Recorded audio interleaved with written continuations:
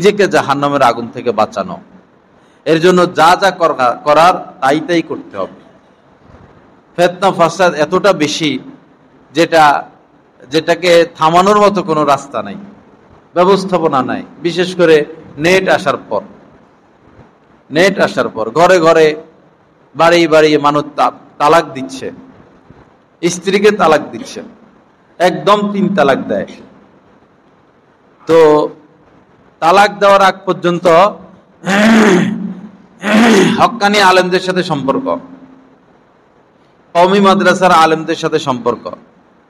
তালাক যখন 3টা দিয়েই বসলো, তখন তো বুঝে যে তালাক তো হয়েই গেছে, তখন টাল বাহানা করে, তখন নেটে যায়, ইউটিউবে যায়, চিপা চাপা কোথায় মোল্লা মৌলবী আছে তাদের কাছে যায়। তো তারা তো হইল টাকার গোলাম, ইহুদিদের লালিত পালিত এজেন্ট। তারা তো বলেই যে 3 তালাক দিলে 1 তালাক হবে।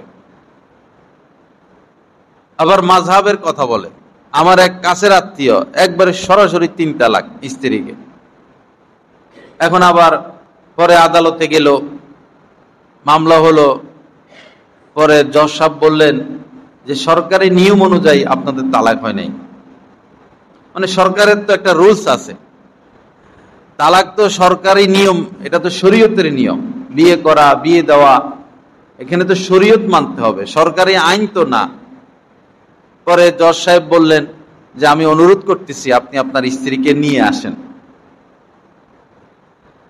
যাই হোক, পরে আমি যখন শুনলাম যে তার স্ত্রীকে সে নিয়ে আসবে, তা আমি জানাইলাম যে তালাক তো হয়ে গেছে, 3 কথা বলছেন, তালাক তো হয়ে গেছে, তাকে তো আনার কোনো রাস্তা নাই, কিভাবে আনবেন? সে তো আপনার জন্য হারাম। পরে বলে আপনি বললে হবে, হাজার হাজার আলেম ওলামা বলতেছে 3 তালাক দিলে 1 তালাক। এরপরে এই মাযহাবের কথা বলে, ওই মাযহাবের কথা বলে, এই আলেমের নাম বলে, ওই আলেমের নাম বলে। এতদিন ছিল আমার আত্মীয়, আমার ভক্ত, এখন তালাক দিয়া হয়ে গেছে হেদের ভক্ত। এই অবস্থা। আল্লাহ হেফাজত করেন, আল্লাহ পাক সহি বুঝ দান করেন। সব বিষয়টা সহজ।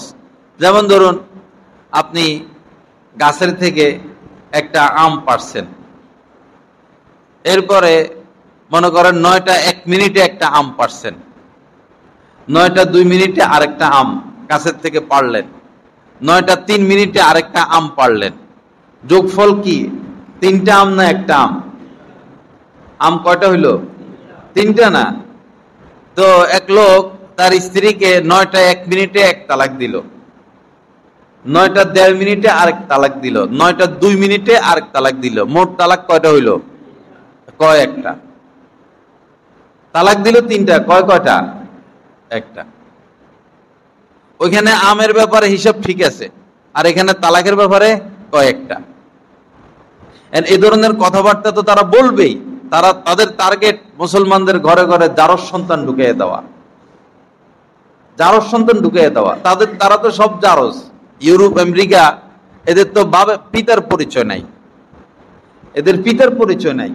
পিতা জানেও না তার সন্তান কে কে, মা জানেও না, যে সুনির্দিষ্টভাবে বলতে পারে না যে আমার এই গর্ভের এই সন্তানের বাবাকে, অনেক ক্ষেত্রে বলতে পারে না।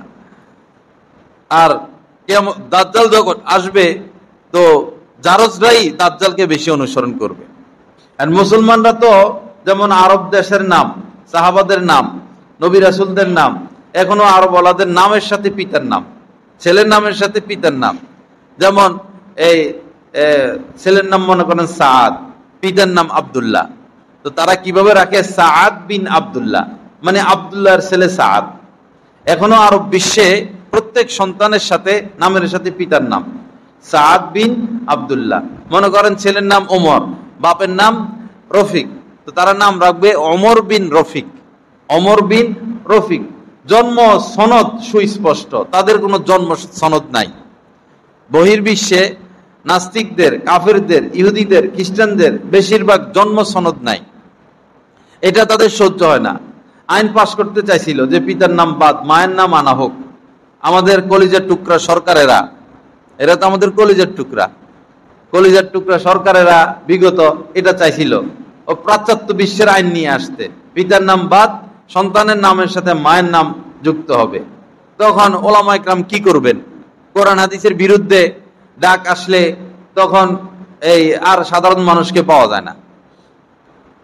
বিএনপি সম্মেলন একটা ডাকলে লক্ষ লক্ষ লোক, আওয়ামী লীগ সম্মেলন একটা ডাকলে লক্ষ লক্ষ লোক,